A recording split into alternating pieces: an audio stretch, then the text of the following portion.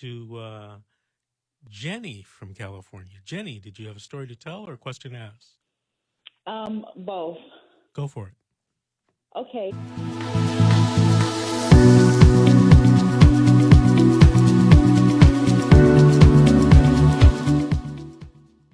So, long story short, my kids were removed in December.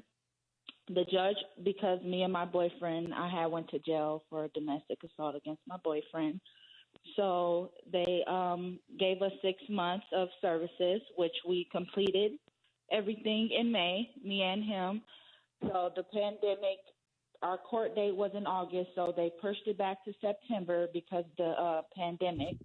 So on September 21st, we didn't even get to speak to the judge or say anything. You know, the social worker, she gave a good report about how we finished everything, no dirty UAs or anything. So my children's attorney said, we're not even, mind you, we're not getting our weekend visits. We just been getting unmonitored visits. Mm-hmm. So like every Saturday and Sunday we get unmonitored visits, and we were requesting the kids come home because we're done with everything. Right.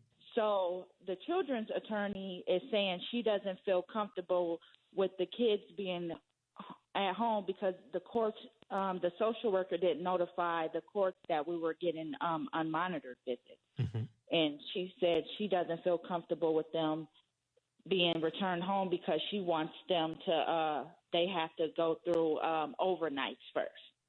So now they scheduled us a court date for the 28th of October because they want to question the social worker on what's going on. Mm-hmm. Well, let me tell you this. If the social worker is giving you unmonitored visits, in my humble opinion, you cannot lose and the children should be returned home. Here's the reason why. The code says that the children must be returned home to you unless the social worker can prove that you are still a substantial risk to the children. By definition, if you're having unmonitored visits, you can't be that type of substantial risk. You get it? Now, Yep. If the social worker says, I think that the children should be returned home, and the minor's attorney says, well, I don't think so, it's up to the minor's attorney to prove that case. And 9 times out of 10, they don't have that information. You know, if the minor's attorney is going to say, well, you know, you shouldn't be having unmonitored visits, that may or may not be true. There may be an article, an order that says the social worker has discretion to liberalize your visits. But even if there isn't, the fact is you've been having unmonitored visits. There have been no problems. You've finished your case plan. You know, let the minor's attorney prove it if he or she can. And by the way, let me tell you something. If the minor's attorney said, well, I want them to have overnight visits first, that's not the law. You know, in family law court, when people get divorced, you know, they have step-up plans and all that kind of stuff. We do this first before we do that. That's not in the Welfare and Institutions Code. And I think there's some appellate cases where it's been reported that, you know, either you're a risk or you're not. This stuff about, well, we want to have weekend overnights first, that's not the law. All right? That's not the law in the CPS court. So talk to your attorneys about that, you know, see if I'm right or wrong. But if you're having a contest in October and they're going to question the social worker about why she gave you unmonitored visits, you know, that's not your problem. You've been having unmonitored visits. Yeah, they want to know why she didn't, because she was supposed to contact the court a week prior and let them know we were getting it.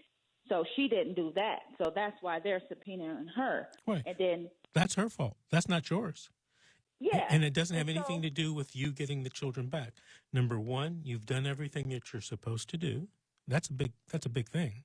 And number two, you've been having unmonitored visits, even if the social worker gave them to you improperly. The fact is, with your unmonitored visits, you've proved that you're not a risk. Therefore, if you read the code 361.21E or 21F, you get your kids back, period. End of story.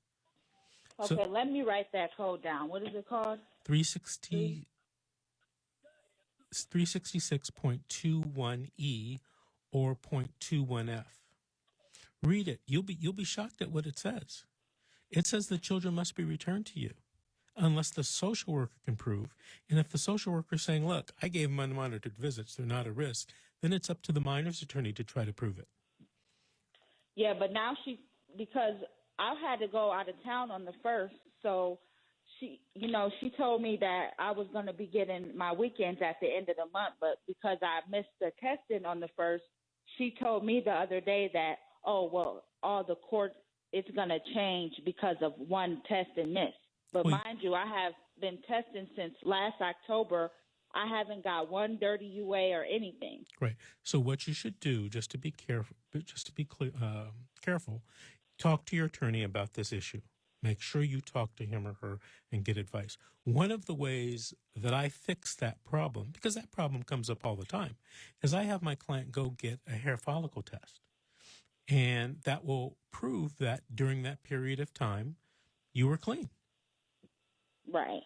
Okay, so, I mean, Los Angeles and a lot of counties have this rule, and the rule is if you miss a test, it's considered dirty. Now, I've never seen that rule published anywhere. It's like, it's an unwritten rule that people go along with. And, if in my opinion, if the court is going to use that rule, it has to warn you. Hey, if you miss a test, ma'am, it's going to be counted as dirty. But if they, a lot of times that never happens. And then they pop up with that rule. So I argue, hey, that rule is not valid for your case. But anyway, it doesn't matter, Judge, because I sent my gal to get a hair follicle, and it covers the period of the day that she missed. She's clean on the hair follicle. She would have been clean on the UA. So let's quit playing games. Yeah, and I emailed her supervisor just in case my number came up and told her that I would be out of town that day.